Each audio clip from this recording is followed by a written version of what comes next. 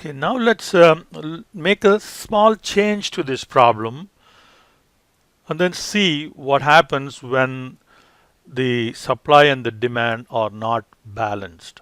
Okay. One thing, if the total supply is greater than total demand, then there is no problem because you will be able to meet the demand. Some of the supply will not get transported, but all the demands will be satisfied. So that's not a problem. If there is inequality between supply and demand, if supply is greater, the total supply is greater than total demand, then you don't have to worry about anything. Just set it up like exactly like what we have, how we set it up here. The problem arises. A problem arises only when the total demand exceeds total supply. So let's look at how to deal with that situation. So we're going to keep the cost the same, and we'll also keep the supply the same, but we will increase the demand by a little bit. So let's see down here. So we will keep the supply the same. All right. So we'll keep the demand for Albuquerque and Boston the same, but for Cleveland, let's make the demand as 400 instead of the 200 right there. Okay. So now total capacity or total supply is those three, right? 700. Total demand is that. So 900. Okay. So what we need, the way to handle this situation is to create what is called a dummy supply for that difference. Okay. So if you take total demand and minus total supply, okay. So now there is balance. So we have 900 in demand, we have 900 in supply, except that this 200 is not really a genuine supply, it's just a dummy supply. So, but in any case, since for the modeling purpose there is balance here, we can set up the model exactly like before. Okay, now except that you will have one additional row of changing cells. Here, what is important is that these three rows, the changing cells in these three rows represent genuine transportation, whereas anything that gets shipped out or dummy simply means that that particular demand is not going to be met. No, this is okay. So these are okay. So 4 rows and 3 columns.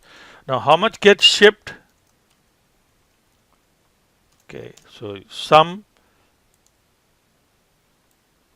like that, and what gets shipped out must be less than or equal to the supply, and what gets received is you sum by column and then copy that. Now that should be equal to the demand. Okay. So now the cost of total transportation cost. See, what is the cost for the dummy shipment? Well, it turns out that dummy row really represents the quantity that is not going to be, the demand that is not going to be shipped, and therefore there is no cost at all, and therefore our transportation cost is exactly that some product of that. Okay, so only these 3 rows represent actual transportation. This one is just simply dummy transportation added for the purpose of the total demand and the total supply being balanced. Okay, so now let's go ahead and solve. Okay, so now let's reset this. Okay, So now we want to minimize, well, we have to color code that, minimize that. Now make sure that the genuine supplies, genuine transportation as well as the dummy transportation is included in the changing cells, and then what gets shipped is less than or equal to supply, and what is received is equal to demand. All right, so now non-negative simplex LP, so solve. All right, so now we have the cost. Okay, so let's format this.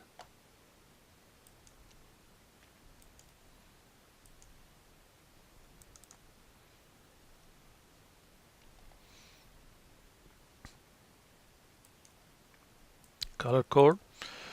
All right, so the way to interpret, he said, interpretation for these three is no problem. So ship 100 units from Des Moines to Albuquerque, ship 200 units from Evansville to Boston, and 100 units from Evansville to Cleveland, and 300 units from Fort Lauderdale to Cleveland.